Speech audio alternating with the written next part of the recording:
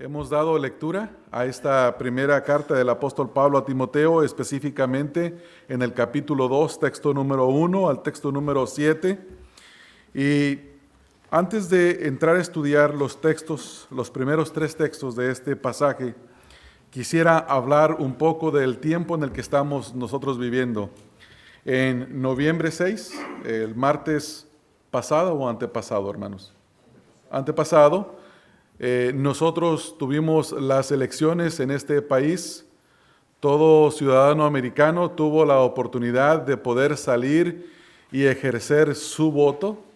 Vivimos en una nación democrática y se nos permite poder ejercer un voto para elegir a nuestros presidentes, gobernadores, senadores y también aprobar propuestas que los legisladores de esta nación nos proponen, y es un privilegio poder salir. Entonces quisiera en primer lugar hacer la aclaración de que creo que cada ciudadano de este país debe de ejercer su voto, debe de salir a votar.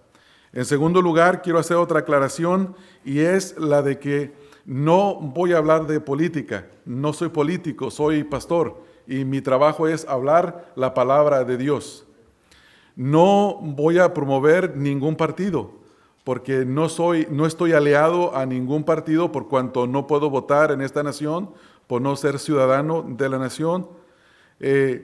Pero sí puedo enseñar lo que la palabra nos dice en cuanto a estos temas.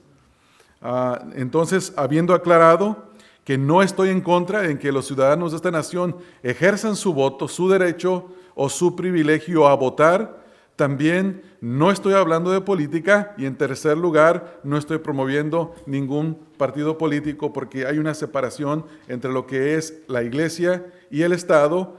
El trabajo del político es hacer política, el trabajo del pastor y del predicador es predicar la palabra de Dios.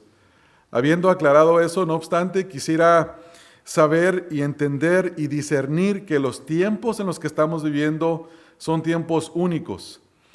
Históricamente no hay ningún imperio ni ninguna nación que pueda permanecer más de 250 años en poder. Generalmente, a través de la historia, después de 250 años se van en declive.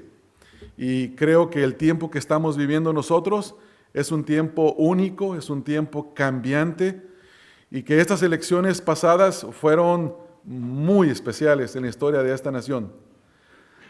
Como ustedes saben, los resultados que tuvimos en el voto electoral y el voto popular fueron que el presidente Barack Obama es el ganador de estas elecciones, y posiblemente para los republicanos esto les provoque incomodidad, y para los demócratas pues les trae gozo.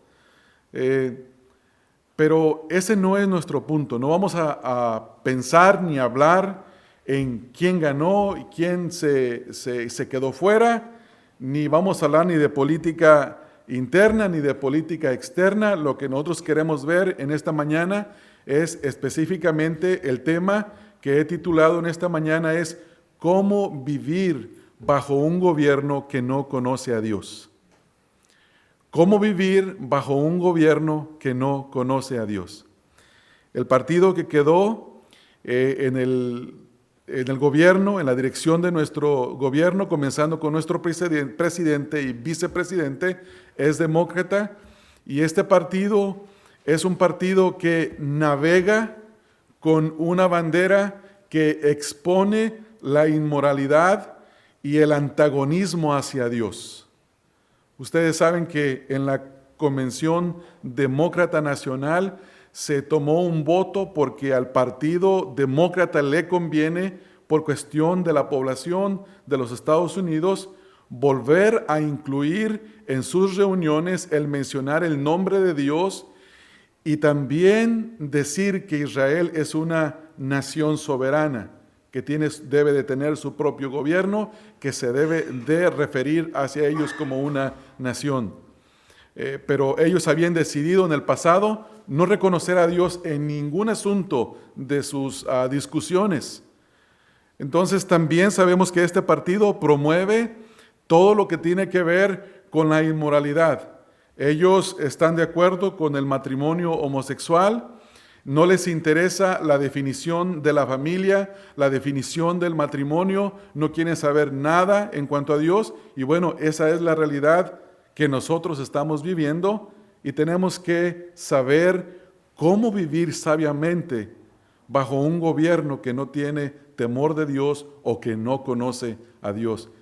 Y lo más importante de todo es que la palabra de Dios nos da instrucciones que no cambian con los tiempos. Si bien los tiempos son constantemente cambiantes, la palabra de Dios no cambia, porque la palabra de Dios viene directamente de la boca, de la mente, del pensamiento de nuestro Dios, el cual es inmutable, el cual no es afectado por los tiempos, al cual no lo afecta la política, al cual no lo afecta la economía. Entonces nosotros queremos en esta mañana tomar la instrucción bíblica y aplicarla a nuestra vida y saber cómo vivir nosotros de una manera que glorifica a Dios bajo un gobierno que no lo reconoce y que no lo conoce. Bueno, en realidad no lo reconoce porque no lo conoce.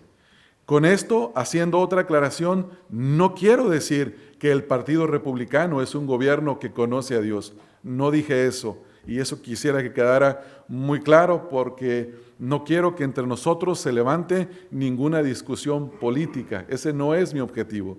No quiero hablar de política, quiero hablar de lo que la palabra de Dios dice. Para eso quiero ver tres o cuatro versículos. Vamos a ver específicamente texto número 1, donde dice: exhorto ante todo a que se hagan rogativas, oraciones, peticiones y acciones de gracias por todos los hombres. En primer lugar, vamos a observar en este versículo el mandamiento a orar por todos los hombres. En segundo lugar, leemos el texto número 2, segundo punto: por los reyes y por todos los que están en eminencia, para que vivamos quieta y reposadamente en toda piedad y honestidad. En este segundo texto, versículo, nosotros encontramos dos puntos. Nos dice por quiénes, en primer lugar nos dice qué debemos de hacer, es el orar por todos los hombres, y en el segundo versículo nos dice específicamente por qué clase de hombres. Es por todos los reyes y por todos los que están en eminencia. Luego la segunda parte del texto nos lleva a nuestro tercer punto, que es el por qué debemos de orar por ellos.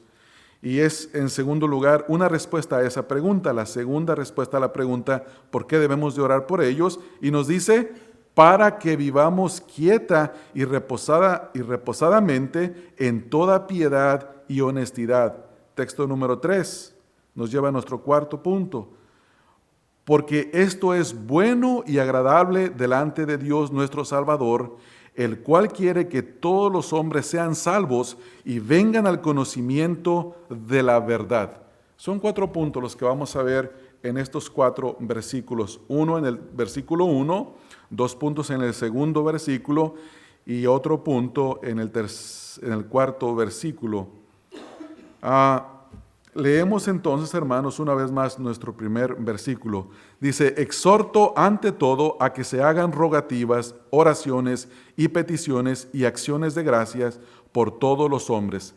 Este mandamiento inicia en el texto número 1, antes de hacer todas las instrucciones que están dadas en esta epístola. El apóstol Pablo escribe a Timoteo y le escribe esta epístola llamada una de las epístolas pastorales, que son primera, segunda de Timoteo y Tito. Y si ustedes van conmigo al capítulo número 3, texto 15, le dice el por qué le está escribiendo esto. Texto número 15, el capítulo 3, dice, para que si tardo sepas cómo debes de conducirte en la casa de Dios, que es la iglesia de Dios, del Dios viviente, columna y baluarte de la verdad. Es decir, que estas instrucciones que el apóstol Pablo le dio a Timoteo era para que él supiera cómo debía de conducirse en la iglesia y que enseñara a la iglesia la voluntad de Dios. Entonces, específicamente en esta mañana, nosotros estaremos aprendiendo cuál es la voluntad de Dios para que nosotros podamos vivir bajo un gobierno como el que estamos viviendo, que no conoce a Dios y que no tiene temor de Él. Y las instrucciones son bien claras. En primer lugar, vivimos bajo un gobierno que no conoce a Dios, orando por Él, orando por el gobierno, orando por todos los hombres que están en eminencia. Y se nos presentan 4 cosas que podemos observar en este texto número 1. Dice, exhorto ante todo a que se hagan, dice, rogativas. Esta palabra rogativas tiene que ver con la carencia que tienen estos hombres que están en eminencia, que están en autoridad. Tenemos que rogar al Señor porque estos hombres, al igual que todos los hombres, necesitan de ser salvos y venir al conocimiento de la verdad. Estos hombres que están en eminencia necesitan de arrepentirse y venir al conocimiento de nuestro Señor Jesucristo, el cual los puede salvar, les puede dar la vida eterna y pueden vivir por la eternidad en la presencia de Dios y no en la eternidad sufriendo y siendo castigados en el infierno. Entonces, nuestras oraciones deben de ser en primer lugar por la salvación de los reyes y de todos los que están en eminencia.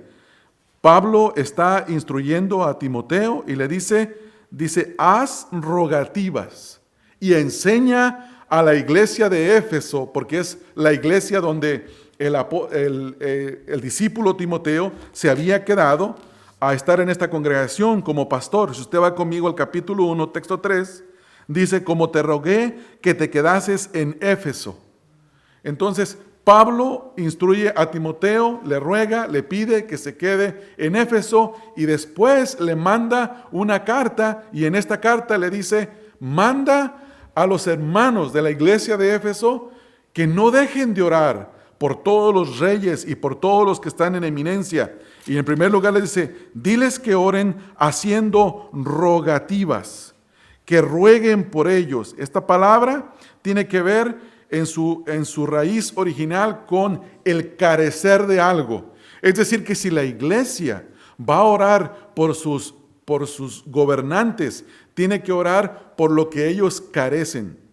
Ellos carecen de salvación. Ahora, los que son salvos, gloria a Dios, tenemos que seguir orando por ellos. Pero los que no son salvos, tenemos que orar por ellos. Ahora, nosotros, ¿qué tenemos que hacer? Exactamente lo mismo. Orar por ellos para que vengan al conocimiento de la verdad. ¿Qué tenemos que hacer por el presidente? Orar para que venga al conocimiento de Cristo. Por nuestro presidente, por nuestro gobernador, por todos los alcaldes de esta ciudad, por todos los senadores de este estado, por todos los legisladores. ¿Qué tenemos que hacer, hermanos? Orar para que vengan al conocimiento de la verdad. Pero generalmente la primera tendencia o lo que nosotros queremos hacer es criticar y renegar de ellos. Generalmente eso es así. Nosotros decimos, se quedó de presidente y podemos darle un calificativo que degrada su persona. Pero la Biblia no nos dice eso. La palabra de Dios nos manda que los honremos, que les demos honra. Estoy seguro que si se hubiera quedado de presidente, el candidato Romney, el gobernador Romney, hubiera dicho otro sector, se quedó el mormón. Y hubiera sido una actitud despreciativa, que desprecia a la persona de este hombre o su religión. Y eso no es lo que nos manda la Escritura. La Escritura nos dice, todos los hombres necesitan la salvación. Y ellos carecen de ella. Igual que tú que has sido salvo, ellos necesitan la salvación. Por lo tanto, en lugar de criticarlos, ora por su salvación. Entonces nosotros tenemos el nombre del presidente Barack Obama, el vicepresidente John Biden, ¿sí se llama John Biden o cómo se llama? Biden, pero ¿cuál es su primer nombre? No me recuerdo. El gobernador Jerry Brown y así el alcalde de la ciudad de Los Ángeles, Antonio Villarraigosa. Y nuestro trabajo no es decir que nuestro alcalde no es un hombre que no sabe hablar bien. Nuestro gobernador no es decir que un hombre ya fue gobernador y no hizo nada en el pasado, tampoco va a hacer nada. Ese no es nuestro trabajo. Nuestro trabajo es orar por la salvación de estos hombres, porque ellos necesitan la salvación también. Entonces, hacemos rogativas. En segundo lugar, dice que hacemos oraciones. Esta palabra, oraciones, nos da a entender a nosotros la urgencia de hacerlo todos los días. Primera de Tesalonicenses 5:18 nos dice que debemos nosotros de orar sin cesar. Si vamos a leerlo, el texto de Primera de Tesalonicenses, llegamos ahí al capítulo número 5 y leemos en el texto número 17, perdón, no es 18, 17, orad sin cesar. Entonces, si el mandamiento para nosotros, para la iglesia, es que oremos sin cesar, es decir, constantemente, y luego el apóstol Pablo manda a Timoteo que dé instrucciones a la iglesia de Éfeso de que hagan oraciones, esto quiere decir que nuestras oraciones por nuestro presidente y nuestros gobernantes debe de ser ¿cada cuándo, hermanos? Todo el tiempo, todos los días. No, ya oré 4 años por él y no se convirtió. No, no te preocupes. Sigue orando por él. Sigue orando por él. Y si el Señor tiene gracia y misericordia, el Señor va a llamar a este hombre a la salvación. Entonces, ese es nuestro segundo punto a observar en este primer versículo número 1. El tercero dice, hagan rogativas, oraciones. ¿Y cuál es la tercera palabra ahí? Peticiones. Esta palabra petición nos dice la forma en la que debemos de orar. ¿Qué significa hacer una petición? Es venir en lugar de otra persona e interceder por la persona. Entonces, esta palabra se utiliza, hermanos, en el Nuevo Testamento, por ejemplo, para el Espíritu Santo. En Romanos capítulo número 8, el texto número 26, nos dice que el Espíritu intercede por nosotros. El Espíritu hace peticiones por nosotros. Si van conmigo a Romanos capítulo número 8, en el texto número 26, dice que el Espíritu Santo, y de igual manera el Espíritu nos ayuda en nuestra debilidad, pues qué hemos de pedir como conviene, no lo sabemos, pero el Espíritu mismo, ¿qué dice? Intercede por nosotros con gemidos indecibles. Entonces la palabra interceder y la palabra hacer peticiones significa eso. Es decir, que Dios ha puesto a su iglesia para que sean hombres y mujeres que están haciendo peticiones, están haciendo intercesiones en favor de estos hombres que no conocen a Dios, en favor de un gobierno que no reconoce a Dios, que no quiere conocerlo. Ahora, sería un doble pecado que nosotros dijéramos, este gobierno no reconoce a Dios, y que nosotros no oráramos por ellos, para que ellos puedan conocerlo. ¿Sí me entiende, hermano? Entonces, 3 cosas que se nos manda. Número 4. La cuarta cosa está ahí y nos dice, en primer lugar, haga rogativas. Esto tiene que ver con la carencia de ellos. En segundo lugar, oraciones. Esto tiene que ver con el tiempo en el que lo debemos de hacer.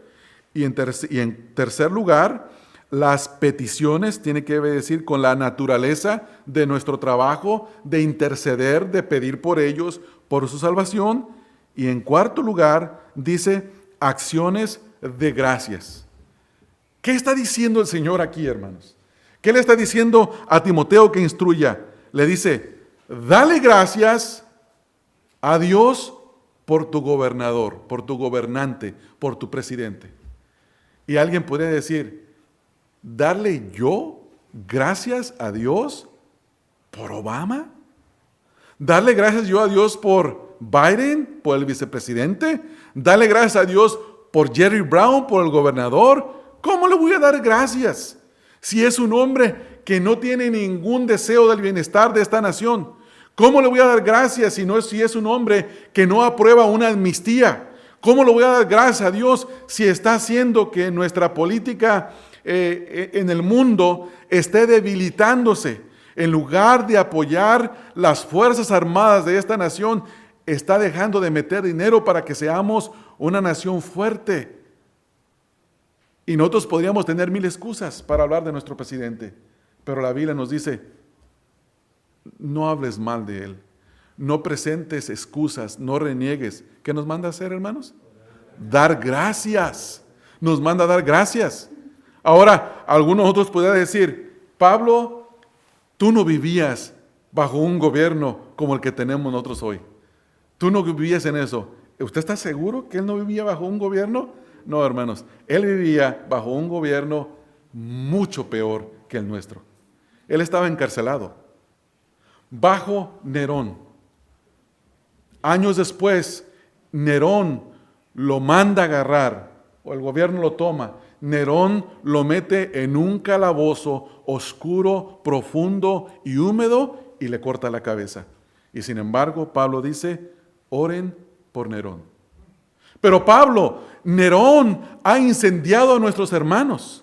Pablo, Nerón ha mandado a hacer fiestas donde se divierte con nuestros hermanos y se lo da de comer a sus fieras, a sus leones. Pablo, ¿tú quieres que yo dé gracias por Nerón cuando es un hombre que se ha casado con 3 homosexuales y que en este momento mandó castrar a un niño y se casó con él y lo está abusando? Es un pedófilo, Pablo. ¿Cómo yo voy a orar por Nerón? ¿Y cómo le voy a dar gracias? Y Pablo dice, dale gracias a Dios por tus gobernantes. Obama no ha llegado a ese punto. No ha llegado a ese punto. Creo que está muy lejos de ese punto. ¿Podemos entender, hermanos, el contexto en el que está hablando Pablo? ¿Podemos entender el contexto en el que está hablando Pablo? Es totalmente diferente que lo que vivimos nosotros. Estos gobernadores, yo no sé cómo viven en su vida privada, pero no viven como este hombre todavía. Y si algunos viven, ese es un asunto que el Señor los va a juzgar. Pero mi trabajo es orar por su carencia. Mi trabajo es orar en todo tiempo. Mi trabajo es hacer peticiones por ellos porque ellos no pueden pedir por sí mismos. Mi trabajo es dar gracias por ellos. 4 cosas que Pablo menciona aquí. 4 cosas. Y eso debe de quitar, hermanos, de nosotros toda murmuración. Toda murmuración. Posiblemente el día 6 de noviembre tú viniste y votaste a favor del otro candidato. Y estás muy molesto porque se quedó él. Pero esa no es una excusa. Quita tu molestia a un lado, deja de vivir de la manera en la que a ti te gusta vivir y dale la honra y la gloria a Dios. Ahora, hay una verdad que es sobre todo este pasaje. ¿Cuál es la verdad? ¿Cuál es la realidad? Una verdad que es sobre todas las cosas. Y la verdad es que Dios es el soberano Rey del universo. Mira lo que dice en el capítulo 1, texto 17. Por tanto, al Rey de los siglos, al inmortal, invisible, al único y sabio Dios, sea honor y gloria por los siglos de los siglos. Amén. Él es el soberano. Nosotros debemos de hacer lo que Él nos manda hacer. Estas 4 cosas, estas 4 formas en las que nosotros oramos por nuestros gobernantes, porque reconocemos que nuestra oración es ¿para quién, hermanos? Para Él. Y al orar a Él le decimos, Señor, tú eres sobre nuestros gobernantes. Tú eres nuestro soberano Señor que controla. Eres el Rey de Reyes que está sobre estos reyes, sobre estos presidentes, sobre estos monarcas, sobre los dictadores. Porque sabe que vivimos en un mundo que así es.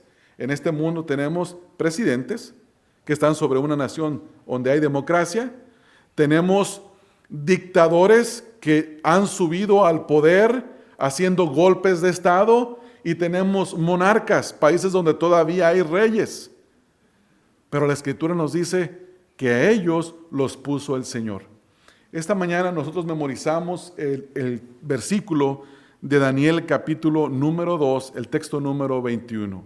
Y dice el texto, ya lo memorizaron, no ocupamos ir a verlo, dice que el Señor cambia, el Señor muda los tiempos y las edades. ¿Y qué más hace, hermanos?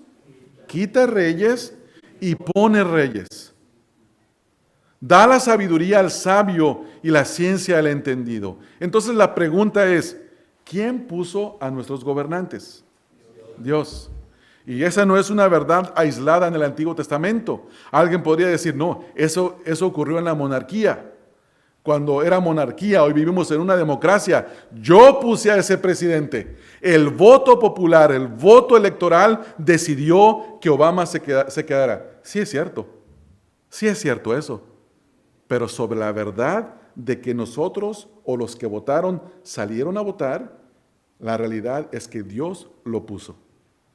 No fue tu voto, fue el voto de Dios. Y la Escritura en el Nuevo Testamento respalda esta enseñanza. Si van conmigo a Romanos, capítulo número 13. En este pasaje se nos habla con tanta claridad acerca de las autoridades.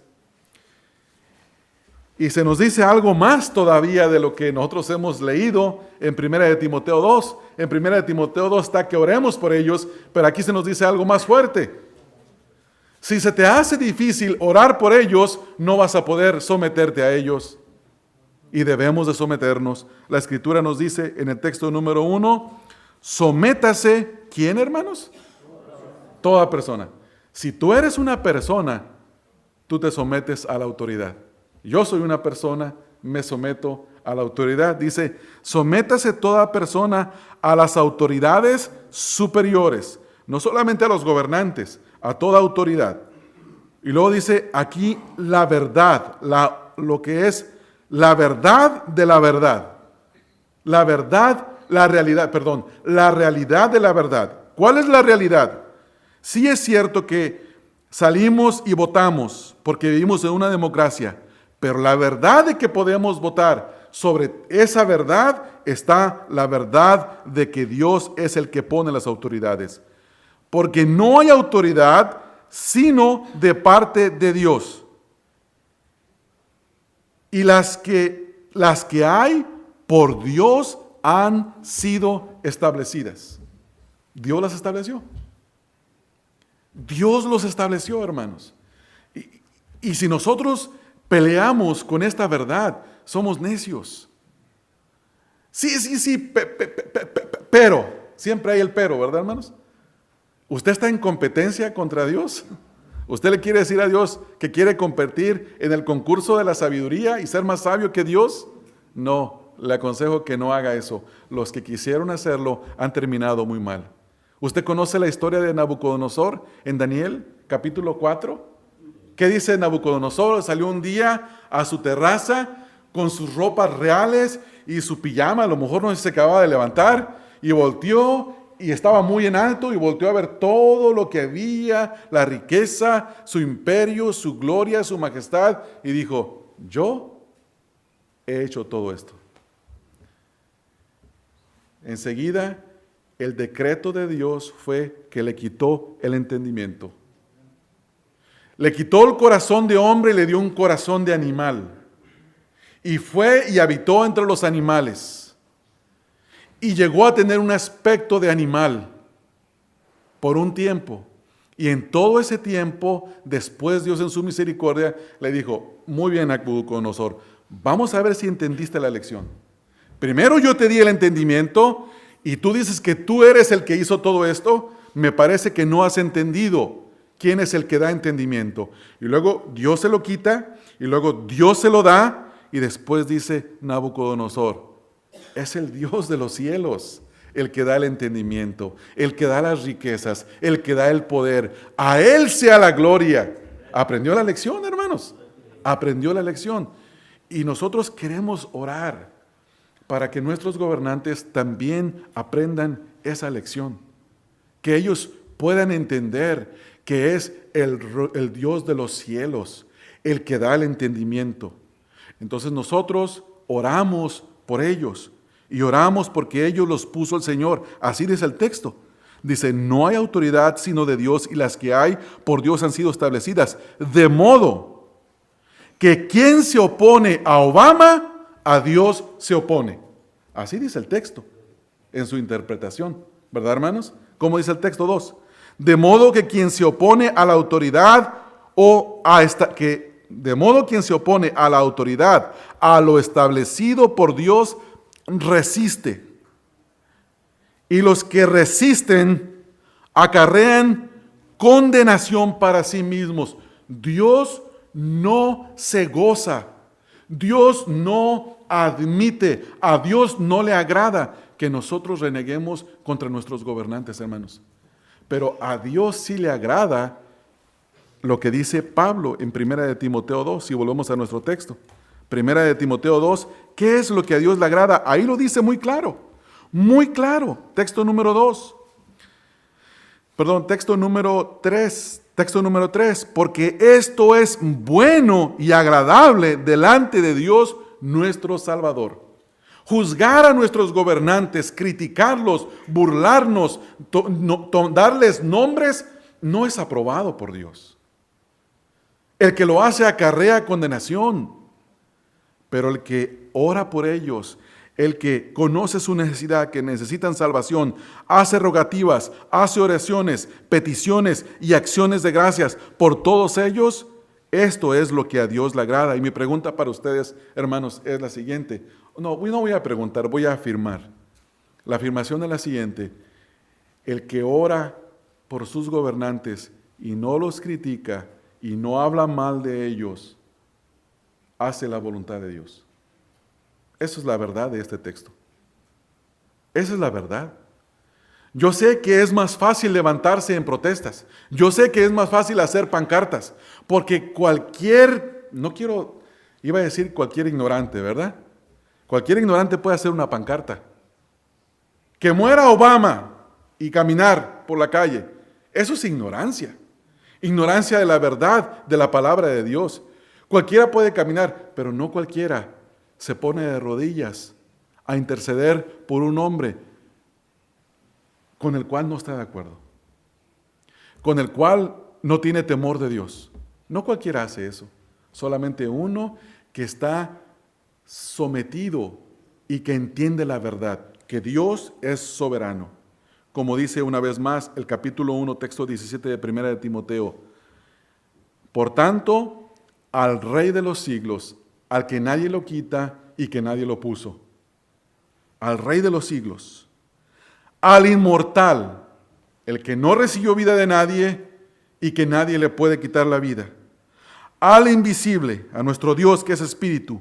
Al único, el único y sabio Dios. Hermanos, a Él sea honor y gloria por los siglos de los siglos. Amén. Y cuando nosotros obedecemos el mandato dado en este versículo, nosotros le damos gloria a Dios. Texto número 2, segundo punto. Todos los que están en eminencia. Ahora, ¿quiénes están en eminencia? Los reyes. Todas las autoridades, todos los gobernantes, todos los legisladores, todos los senadores, todos los alcaldes. Hay que orar por ellos. Ahora, ¿por qué? Nos lleva a nuestro tercer punto, el por qué. Dice, para que vivamos quieta y reposadamente. Este es el efecto de un gobierno que conoce a Dios. Un gobierno que conoce a Dios hace la voluntad de Dios y como resultado el pueblo vive quieta y vive bien, con quietud, sin disturbios. Pero hay algo en lo que yo quiero hacer énfasis más que en el resultado. Quiero hacer énfasis en las próximas palabras. Dice el texto, en primer lugar, para que vivamos quieta y reposadamente. Ahora, note lo que dice. Esta próxima frase que dice, en toda piedad y honestidad, significa lo que se nos ha mandado hacer en el texto 1. Es decir, si usted y yo oramos por nuestros gobernantes, entonces nosotros vivimos una vida piadosa y una vida honesta delante de nuestro gobierno. ¿Sí lo puede ver, hermano? ¿Sí lo puede ver ahí? Contésteme, hermano.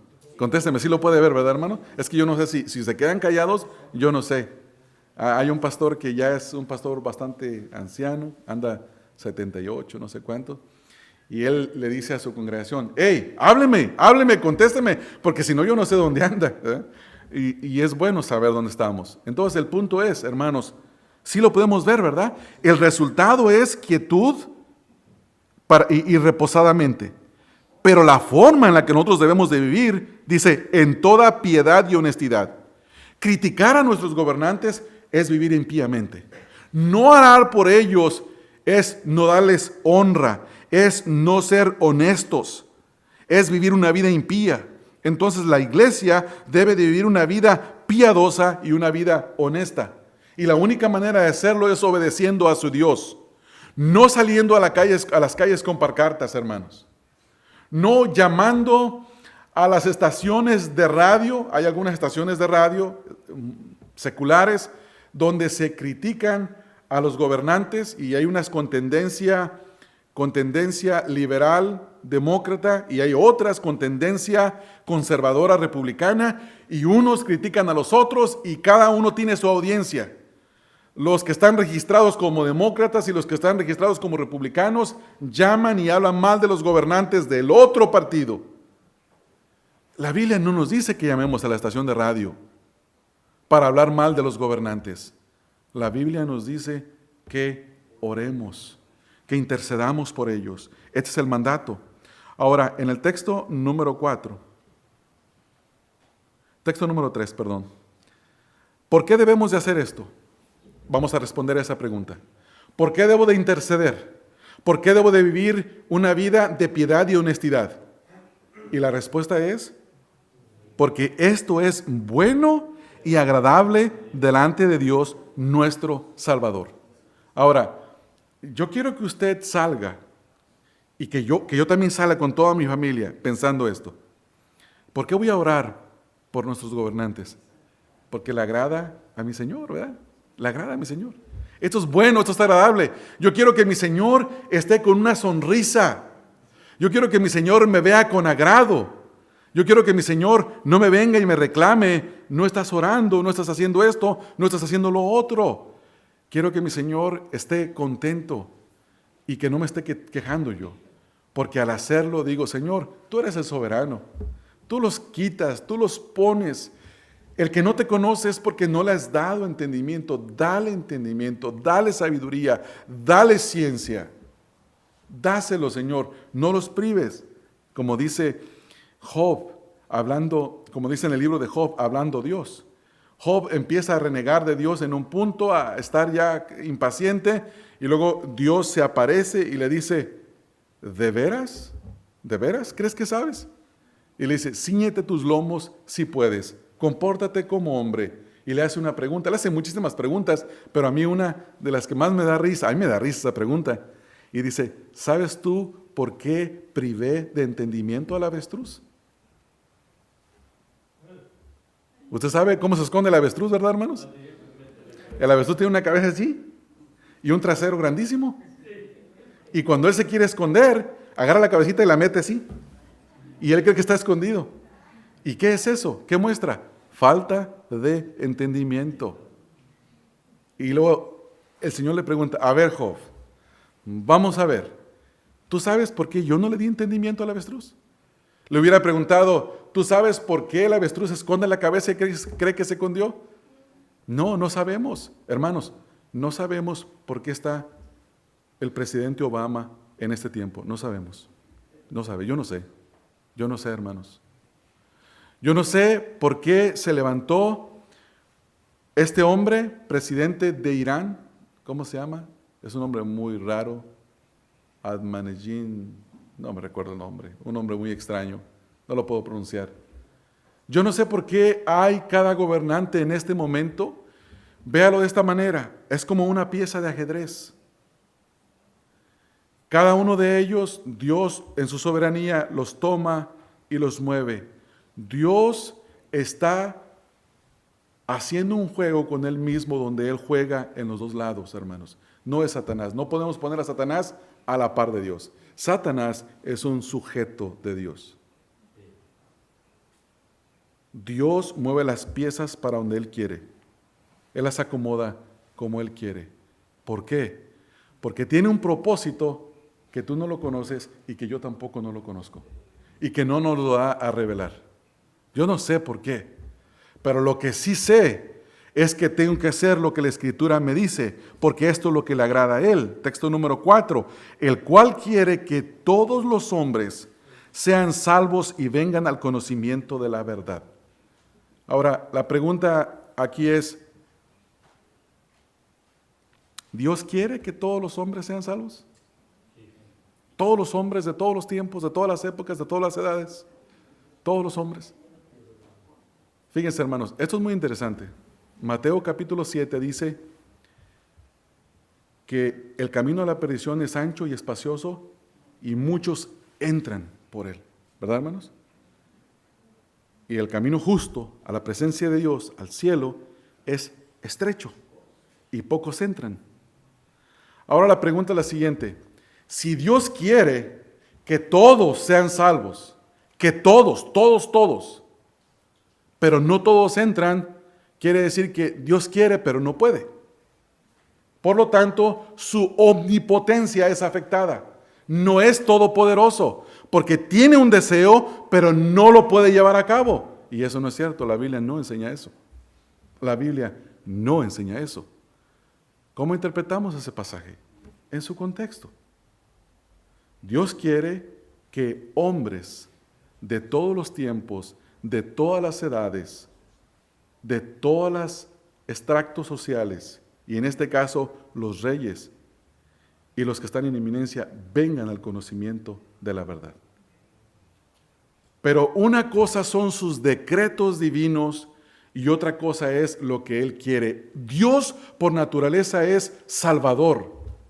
La Escritura dice que el Hijo del Hombre vino a buscar y a salvar lo que se había perdido. Desde el principio Dios salva, desde el principio Dios libera. La naturaleza de nuestro Dios es ser un Dios salvador. Pero en sus propósitos eternos que Él no nos da a conocer a nosotros, Él no salva a todos los hombres de todos los tiempos, de todas las edades, porque muchos son los que entran a la perdición. Ahora, yo sé que tú eres muy justo y que te indignas por ese pensamiento. Y dices, ¿por qué? ¿Por qué Dios tiene que hacer esto, hacer el otro? Hermanos, a través de los años yo he aprendido una cosa. Afirma lo que Dios dice y niega lo que Dios niega. Es como si yo te pregunto, ¿entiendes la Trinidad? Nadie la puede entender. Nadie la puede entender. Pero el hecho de que tú y yo no lo entendamos no quiere decir que la Trinidad no exista. Porque la Biblia nos dice que Dios creó los cielos y la tierra. Y luego en Colosenses nos dice que el Señor Jesucristo es el creador de todas las cosas y que por el poder de su palabra subsisten. Y también nos dice la Escritura que en el principio el Espíritu de Dios se movía sobre la faz de la tierra. La Escritura nos dice que en el bautismo del Señor Jesús, el Hijo fue bautizado, el Espíritu, la tercera persona de la Trinidad, descendió en forma de paloma y desde los cielos escuchó una voz, la voz del Padre, que dijo, este es mi Hijo amado en quien tengo complacencia. Ahora, el hecho de que tu mente y mi mente limitada no lo entienda, no lo comprenda a cabalidad, no quiere decir que no exista. Por eso es Dios. Qué bueno que así es nuestro Dios. Yo no puedo comprender a mi Dios en su totalidad. No puedo. Por más que intento, no puedo y nunca podré. Jamás podré. Voy a vivir la eternidad. No quiero hablar de días porque no van a existir los días, el tiempo como nosotros lo conocemos, pero vamos a vivir la eternidad conociendo y conociendo y conociendo y conociendo y maravillándonos de la inmensidad de nuestro Dios y nunca en todas las edades vamos a terminar de conocerlo, porque el día que lo conociéramos en su totalidad seríamos como Él es y no podemos ser así. Entonces, el texto dice que Dios quiere que todos los hombres sean salvos y vengan al conocimiento de la verdad. Y eso es cierto, hermanos. Por eso hay que predicar el Evangelio a todos los hombres. A todos, porque Dios quiere. ¿Quién se salva? ¿Quién no se salva? Ese es nuestro asunto.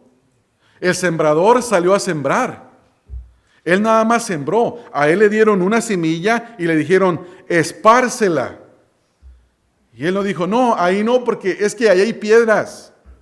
No, acá tampoco porque ahí se lo van a comer los pájaros. No, acá tampoco porque ahí hay espinos. Él no se le dijo eso, hermanos. El sembrador salió a sembrar. La iglesia tiene que predicar el evangelio a todo hombre, porque Dios quiere que todos los hombres sean salvos y vengan al conocimiento de la verdad. Ahora, ¿todos los hombres se salvan? No, no todos se salvan. Muchos se pierden. ¿Cómo está eso? No lo entiendo. No te preocupes, nunca lo vas a entender.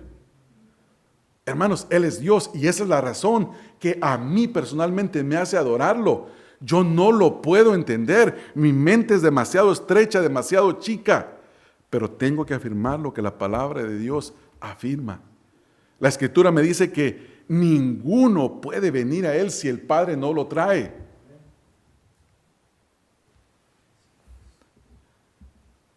¿Por qué está usted aquí? ¿Por qué estoy yo? Porque nos trajo el Señor. Yo siempre digo, a mí se me predicó el Evangelio junto con mi hermano en la carne, mi hermano Chuy. Se nos predicó el mismo Evangelio, en el mismo tiempo. Nos lo predicó la misma persona. Somos hijos del mismo padre, de la misma madre. Nos criamos toda la vida juntos. Comimos lo mismo, experimentamos lo mismo. Y la pregunta es, ¿por qué yo vine al conocimiento de la verdad y mi hermano no? ¿Por qué? Y la respuesta es porque el Padre me trajo hacia Él y a mi hermano no lo ha traído. Yo no sé si lo va a traer. ¿Eso quiere decir que no voy a orar? No, sí, tengo que orar. Tengo que orar. Mi mandamiento, lo que Dios me dice, el mandamiento que yo recibo es que ore. ¿Quién va a venir? No lo sé. Pero tú, muchas veces, como eres muy inteligente, lo quieres saber todo. Igual que yo. Eres muy curioso. Y dices, no, tiene que tener una lógica. No, no tiene lógica. La Biblia no se entiende con lógica. Lo que de Dios se conoce, tú lo conoces porque Dios te lo dio a conocer. Y de otra manera no lo puedes conocer. Así es, ese es nuestro Dios. ¿Qué aprendemos, hermanos, en esta mañana? Que Dios es soberano, que Él es el Rey de todos los reyes. Él es el soberano. Él los quita, Él los pone y que nosotros debemos de reconocer que Él es soberano, orando a Él y reconociendo que Él los puso y que Él los quitó y que tenemos que orar por su salvación para que vivamos quieta y reposadamente, pero viviendo de una manera piadosa y honesta. Y no los critiquemos, hermanos. Quitémonos esas palabras de la boca y empecemos a orar por ellos. Amén. Vamos a orar por nuestros gobernantes, hermanos. Padre, Señor, yo quiero pedirte perdón, Señor, porque cuántas veces, Señor, yo personalmente he criticado a mi presidente, Señor. Cuántas veces no estoy de acuerdo de cómo habla, de las cosas que dice, y lo critico, Señor. Pero no he orado, Señor, lo suficiente por él.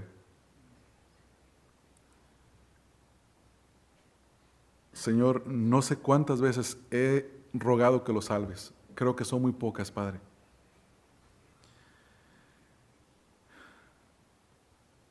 Y creo que en un par de ocasiones me refería a él como el musulmán, Señor. Y eso a ti no te agrada, Señor. Y te quiero pedir perdón, Señor, por esas cosas. Enséñame a obedecerte, Señor. Enséñanos como iglesia a obedecerte, a interceder por ellos, Señor, a conocer que ellos necesitan la salvación y que sin la salvación pasarán toda la eternidad quemándose en el infierno y sufriendo tu ira, Señor. Que ellos necesitan, Señor, que yo interceda por ellos todos los días, Señor, todos los días, no solamente un día, sino todos los días. Que yo me presente delante de ti, Señor, pidiendo por ellos, intercediendo por ellos, porque ellos, por cuanto no te conocen, no pueden ni siquiera rogar por ellos mismos, ni tampoco tienen el deseo de hacerlo. Señor, perdónanos, te lo ruego. Yo no sé cuántos de mis hermanos lo han hecho, Señor, posiblemente no todos, Algunos de mis hermanos han obedecido tu palabra, pero tú sabes quiénes son y ellos también saben.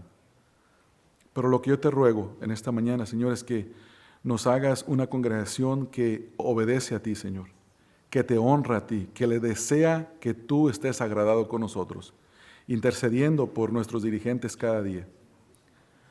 Así es que, Padre, enséñanos esto y sobre todas las cosas que descansemos en la verdad de que tú eres soberano y que todas las cosas están controladas y organizadas por ti, Señor. Que tú has decretado tus planes y que tú los vas a ejecutar en su debido tiempo. Y ayúdanos, Señor, a pensar como dice Pablo aquí en Timoteo, en el capítulo 1, texto 17. Por tanto, al Rey de los siglos, al inmortal, invisible, al único y sabio Dios, sea honor y gloria por los siglos de los siglos. Amén. Gracias, Padre, por tu instrucción y por tu paciencia para con nosotros. Gracias en el nombre de Cristo Jesús. Amén.